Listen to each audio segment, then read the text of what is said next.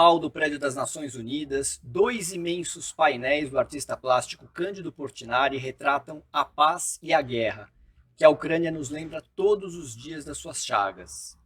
Os painéis, com 280 metros quadrados, foram presentes do Brasil para a ONU. Quando Cândido Portinari pintou as telas, os médicos já haviam proibido de usar tintas, porque ele estava sendo intoxicado com o chumbo presente nas tintas. Na entrevista de agora da Rádio Socesp, nós contamos com a presença de dois ex-presidentes, Dr. Ari Timerman e Dr. Ibrahim Maciarelli. Muito obrigado pela presença de vocês dois aqui. E o nosso entrevistado é o professor e escritor João Cândido Portinari, fundador e diretor-geral do Projeto Portinari. Professor, muito obrigado por ter aceito o nosso convite da Socesp. Sou eu que fico grato, Dr. Luchetti. É uma grande honra e uma grande alegria para mim estar com quem cuida do coração da gente, né? Vocês são os cuidadores dos corações. Então isso tem tudo a ver também com o tema que você me propôs, né? Que é a compaixão na obra de Portinari ou o sofrimento humano na obra de Portinari, né? Exato, professor. Um pouquinho antes da gente entrar no tema da nossa palestra, Cândido Portinari sabia da importância, eu vou falar um pouco da nossa abertura, né? Cândido Portinari sabia da importância das telas Guerra e Paz, mas elas tiveram uma relevância ainda maior. Professor, nos conte um pouco sobre a relação dele com essas obras que foram reproduzidas, inclusive no The Lancet, né? Que é uma importantíssima revista científica. Isso foi uma grande surpresa para mim, eu não sabia, né? Quando foi os 10 anos daquela tragédia de Nova York, do atentado às Torres Gêmeas, a The Lancet fez um número especial em setembro de 2011 e quando chegou às minhas mãos eu tive aquela surpresa de ver que a capa e a contracapa eram os painéis Guerra e Paz e que o editorial da revista mencionava especificamente, né, a mensagem humanística de Portinari, né, nessas obras. Foi realmente eu fiquei muito emocionado imaginando que em milhões de consultórios médicos pelo mundo todo, né, na sala de espera, na mesa de centro, você tinha essa revista com um pintor brasileiro na capa, né? Foi uma grande emoção para mim isso. Bom, então agora para entrar no tema da nossa palestra, da nossa conversa, na verdade, eu deixo para os nossos dois entrevistadores, doutor Ari, para falar sobre um pouco mais da nossa temática, que é o sofrimento humano na obra de Portinari. Muito prazer em conversar com o professor. Eu sou de São Caetano, é uma cidade que tem muitos italianos. Eu tenho notícia que o seu pai fazia afrescos em algumas casas. Procede essa informação? Porque eu fiquei sabendo que existem várias obras que não conseguem, que estão em colecionadores particulares e talvez lá em São Caetano estejam algumas delas. Pois não, sim, é verdade. Ele foi um dos pioneiros do afresco no Brasil, né? Na verdade, ele começa a fazer afrescos no Brasil em 1936 para o prédio do antigo Ministério da Educação e Saúde, que foi um marco da arquitetura e da arte modernas no Brasil, ali na Avenida Graça Aranha, no Rio de Janeiro. Lá ele fez 12 afrescos que retratavam os ciclos econômicos brasileiros. E isso realmente se tornou uma prática, né? Porque depois ele fez também afrescos nas paredes da casa dos meus avós, lá em Brodowski, no interior de São Paulo. O primeiro afresco que ele fez foi uma fuga para o Egito, que fica lá naquela casa, né? E tem a capelinha da nona, que é a capela que ele fez para a avó que estava doente e não podia mais ir à igreja, né? Ele disse, não, nona, eu vou fazer uma capelinha para você aqui no seu quarto. E ele fez essa capelinha que os santos e as santas, quem posou foram os netos, as netas dela e até bisnetos. No caso, eu que posei para o menino Jesus, porque eu era pequeno ainda, né? Isso eu recomendo muito essa visita a Brodowski. É muito pertinho de Ribeirão Preto e de Batatais, né? E o transporte para Ribeirão é muito fácil. Fica 20 minutos de Ribeirão Preto e eu garanto que será uma visita inesquecível. A emoção de conhecer hoje o Museu Casa de Portinari, né? A casa dos meus avós foi tombada pelo governo do estado de São Paulo e se transformou no Museu Casa de Portinari, que é uma joia brasileira, é um orgulho para nós brasileiros a excelência, vamos dizer, da gestão, né, da casa, a humildade também, aquela coisa singela do nosso povo interiorano, né, que realmente é muito emocionante estar lá. Eu vou citar só um exemplo. O nosso querido ator Lima Duarte doou ao Museu Casa de Portinari a sua voz. Né? Então, ele interpreta o próprio Portinari numa das salas. Você entra na sala e você ouve a voz do Lima Duarte, falando como Portinari, falando escritos e falas de Portinari. Né? Eu recomendo muito essa visita. Iremos visitar. Doutor Ibrahim. Fiquei animado com a visita também. Professor, eu queria fazer uma pergunta explorando um pouco o aspecto da angústia, da ansiedade, do sofrimento. Isso que é às vezes visto como consequência da doença, também se entende hoje como sendo uma causa do adoecimento, a maneira como nós lidamos com as nossas angústias. E a angústia da morte convive com o ser humano desde o momento que ele cria consciência da existência até a hora que ele efetivamente fecha os olhos. E a arte poderia assumir um papel de interlocução, tanto para nós compreendermos a necessidade de encararmos as nossas carências e sofrimentos, como também para trazer um pouco de alívio para isso. E a gente percebe essa presença na obra de Portinari, mas como diz um amigo meu que é escritor, depois de escrita a palavra pertence ao leitor e não a quem escreveu. A mesma coisa se interpreta para a pintura. Então o que eu queria saber é como é que Portinari via a arte como um mecanismo de expressão, de conscientização do ser humano entendendo a si mesmo, a ponto de se sacrificar, como disse o Luquete no início, pintando até quando já tinha sido contraindicado que ele pintasse. Talvez a melhor resposta à sua pergunta fosse a gente lembrar que Portinari tinha duas paixões. Né? Uma paixão era a pintura, naturalmente, e a outra paixão era o ser humano. O Bianco, que trabalhou a vida toda com ele, um jovem pintor, né, que colaborou com Portinari a vida toda, inclusive em Guerra e Paz também, ele disse, se você pudesse espremer Portinari, saía pintura. Ele vivia pintura de manhã à noite. Uma vez um repórter perguntou a ele assim, essa questão da pintura, ele disse assim, olha, se eu não fosse pintor, eu quereria ser pintor. Né? Então, era uma coisa, ele pintava de manhã à noite. A minha mãe dizia, ele dizia para minha mãe assim, olha, você não me chama para comer se a comida não estiver na mesa. Que ele não podia perder tempo. Não podia perder tempo, ele tinha aquele senso de urgência, né? E essa coisa da profunda humanidade, da profunda compaixão, eu diria até que em vez de sofrimento humano, quando o Dr. Ricardo Cruz me propôs a palestra que eu fiz no Hospital Samaritano, o tema que ele me propôs era o sofrimento humano na obra do Portinari. Mas eu fiquei matutando aqui, eu também tenho um lado caipira, né, como ele também tinha. Fiquei matutando aqui comigo que ia ser complicado eu falar do sofrimento humano, que talvez fosse mais inteligível eu falar sobre a compaixão na obra do Portinari. Compaixão não no sentido português que nós adotamos, que remete um pouquinho à piedade, à pena, né, mas no sentido anglo-saxão, compassion, né, a empatia, sentir a dor do outro. Isso Portinari sentiu mais do que ninguém que eu tenha conhecido na minha vida. Né? Ele estava permanentemente mergulhado na dor do outro. E ele pintava com esse espírito. Né? Doutor Ari. Professor João Cândido, o cardiologista, como os outros médicos, tratam das doenças. E tem situações em que ou se opera, ou se faz cateterismo, ou não pode se fazer mais nada. Isso a gente chama de cuidados paliativos, porque chega um ponto que, às vezes, na ânsia de ajudar, nós podemos apressar o desenlace. Eu acho esse conceito de compaixão essencial no ser humano.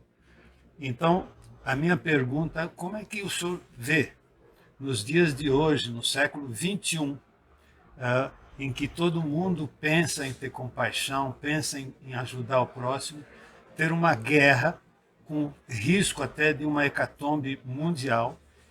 Como é que o senhor acha, como é que o senhor imagina que o seu pai veria essa guerra Ucrânia-Rússia e com a visão de um grande artista? Ele esteve, né, muito presente na Segunda Guerra Mundial. Né? Nós estamos lembrando aqui de 1939 a 1945.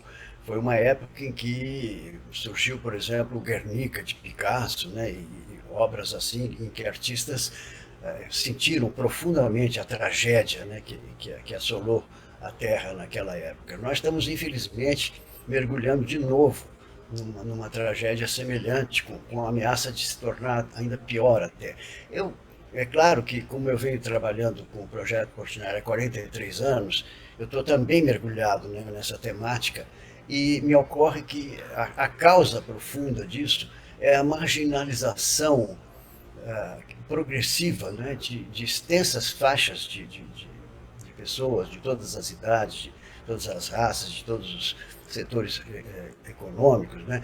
Marginalização pela falta de estudo, pela falta de contato, a falta de oportunidade, né, de saber a trajetória que a humanidade percorreu.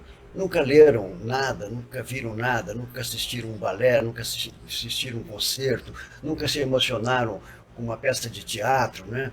Não leram Dostoiévski, não leram Tolstói, não leram nada.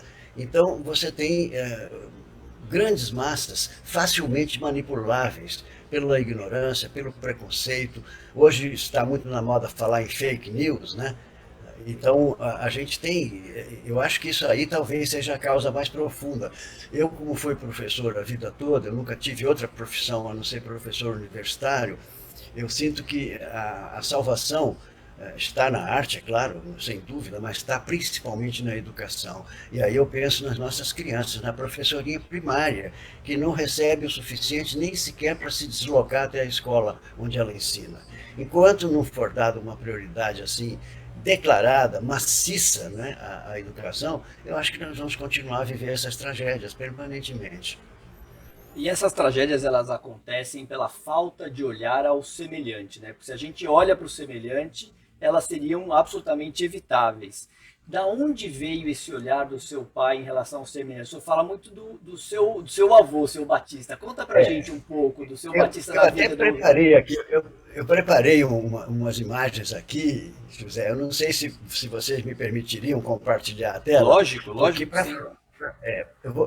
Se me permitirem compartilhar aqui, eu vou compartilhar agora, porque cheguei a essa compreensão relativamente recentemente, né? Então, deixa eu ver, eu tinha preparado aqui, eu não sei se vocês estão vendo. Vocês estão vendo? Sim, estamos. Pronto, então isso aqui é só uma introdução para lembrar os 43 anos do Projeto Portinari. Eu fiz 83 agora em janeiro, portanto, mais da metade da minha vida já está dedicada a esse trabalho, né? Então aqui eu tinha preparado aqui esse significado de compaixão em inglês, né? A diferença do significado em português e inglês. Tinha preparado também, eu ia convidá-los a nós ouvirmos juntos um poema de um grande poeta brasileiro, que era fraternal amigo de meu pai, e que fez esse poema por ocasião da morte de meu pai. Ele fala muito sobre, e de uma forma indireta, poética, né? Sobre essa questão da compaixão. Se vocês me permitem, eu vou passá-lo aqui. Claro, é um prazer. A mão. Entre o cafezal e o sonho, o garoto pinta uma estrela dourada na parede da capela, e nada mais resiste à mão pintora. A mão cresce e pinta o que não é para ser pintado, mas sofrido. Entre o sonho e o cafezal, entre guerra e paz, entre mártires, ofendidos, músicos, jangadas, pandorgas, entre os roceiros mecanizados de Israel, a memória de Giotto e o aroma primeiro do Brasil, entre o amor e o ofício, eis que a mão decide. Todos os meninos, ainda os mais desgraçados, sejam vertiginosamente felizes. Agora, há uma verdade sem angústia, mesmo no estar angustiado. O que era dor é flor, conhecimento plástico do mundo, e por assim haver disposto o essencial, deixando o resto aos doutores de Bizâncio, bruscamente se cala e voa para nunca mais a mão infinita, a mão de olhos azuis de Cândido Portinari. E aqui, se a gente quisesse ter uma síntese total, né, dessa compaixão de Portinari, eu selecionei para vocês um pequeno clipe aqui de uma entrevista no Museu de Arte Moderna de São Paulo, no centenário de nascimento de meu pai. Deixa eu mostrar para vocês, porque isso acho que dá conta dessa questão da compaixão na obra dele. Portinari tinha uns escritos e uma vez ele escreveu assim: quanta coisa eu contaria se pudesse e soubesse ao menos a língua com a cor. Ah, mas que bom que o seu Cândido deixou pra gente um baú cheio de cores, cores muito vivas até hoje. E são imagens do passado tão fortes, tão escancaradas, que nos fazem refletir sobre o presente. E é inevitável pensar, se Portinari fosse vivo, o que estaria pintando? O que escancara é a violência, né? A desigualdade, né? Eu acho que ele ia retratar isso muito bem. Hoje talvez mostrasse o excluído, o sem teto, o sem terra, o sem trabalho, quase que diria um pouco o sem esperança. Eu preparei para vocês também uma pequena fala de um dos intelectuais que eu mais admiro no Brasil de hoje, que foi o mais jovem presidente da Academia Brasileira de Letras, que é o Marco Lucchesi. Vejam o que é que ele nos diz aqui a respeito de Portinari. Depois eu volto para a entrevista, viu?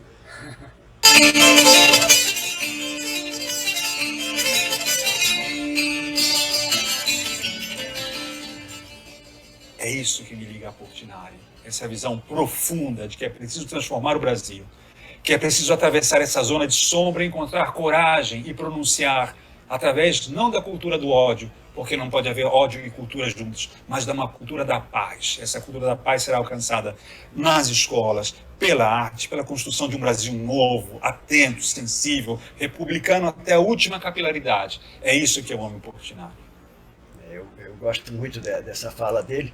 Agora, eu tenho mais coisas para apresentar, mas eu não quero deixar a interlocução com vocês, que me agrada muito, que eu me sinto muito honrado. Nos fala sobre o seu Batista, nos fala sobre o seu Batista. Então, eu vou passar diretamente ao seu Batista, então, agora, porque o seu Batista é a chave, é nele que está a chave desse mistério, né, da compaixão em Portinari. Então, vamos começar por aqui, ó. Seu Batista veio com essa turma aí, né? Vocês sabem que nos fins do século XIX chegaram mais de 1.300.000 italianos ao Brasil, fugindo da miséria, principalmente no norte da Itália, no Vêneto, né? Então chegaram aqui esses dois aqui que vocês vão ver agora, que são meus avós, né? A dona Domênica, que chegando no Brasil virou dona Dominga, e o seu Batista, que está aqui. Aliás, vocês olhando para essas duas imagens, vocês não têm a menor dúvida de quem mandava lá em casa, né?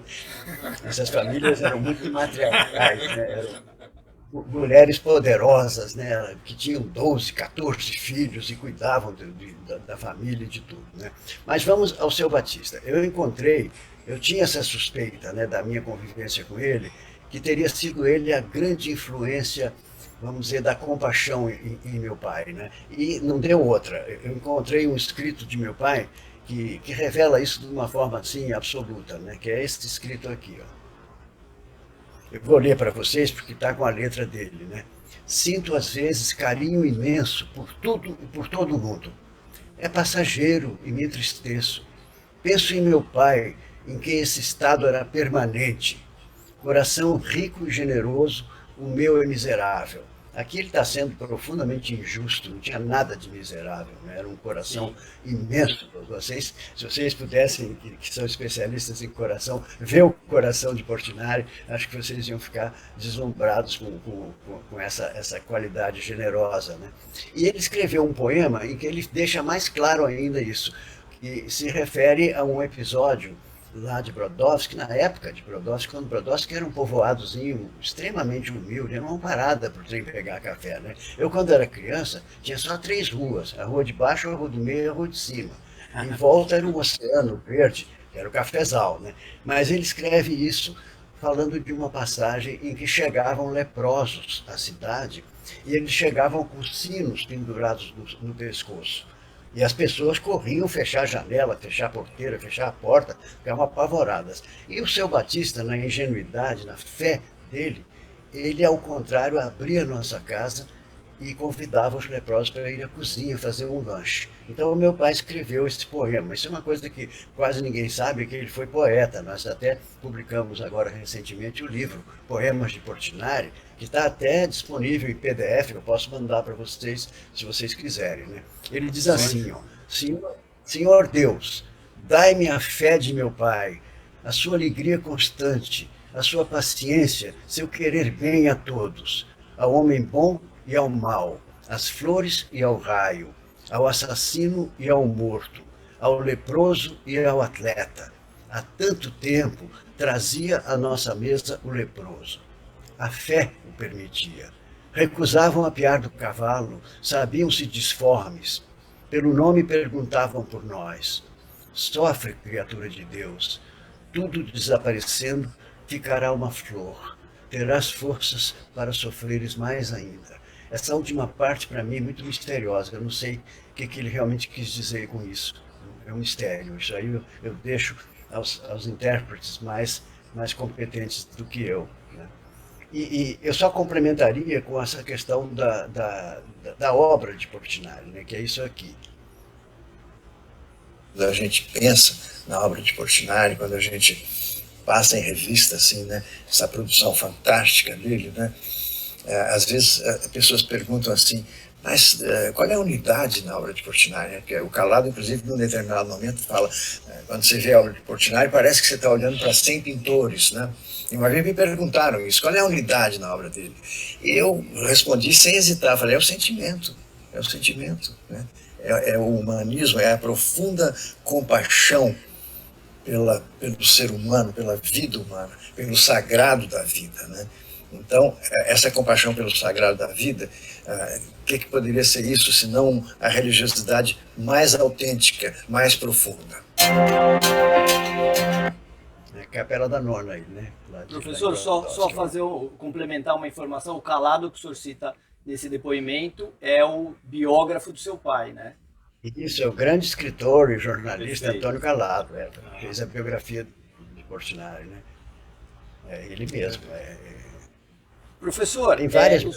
o senhor fala das 5.500 obras do seu pai como uma carta que ele escreveu ao povo brasileiro, mas a gente sabe que 95% dessas obras elas estão em coleções privadas, então é a carta que não chegou ao destinatário, né?